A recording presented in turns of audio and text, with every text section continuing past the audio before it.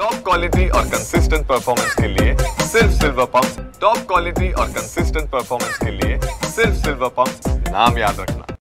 आम्ही आज साखरखेर्डा पोलीस स्टेशनला निवेदन दिलेले आहे ठाणेदारांना। ते निवेदन असं आहे की सरकारने आम्हाला निवडणुकीमध्ये कर्जमाफीचा शब्द दिला, त्याच्यानंतर हिवाळी अधिवेशनामध्ये तो शब्द आम्ही पाळू, आम्ही शेतकऱ्यांना वाऱ्यावर सोडणार नाही अशी भूमिका मुख्यमंत्र्यांनी घेतली। त्यानंतर सत्ताधारी नेत्यांचे सारखे वक्तव्य येत राहिले की आम्ही तुम्हाला कर्जमाफी देऊ।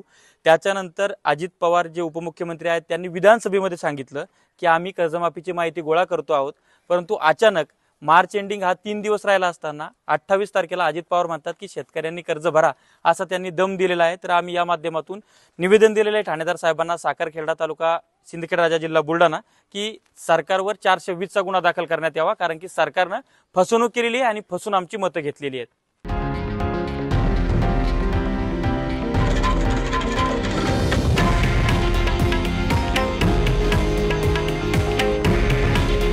हे आहे देशातील नंबर 1 न्यूज नेटवर्क आणि आपण पाहत आहात TV9 मराठी।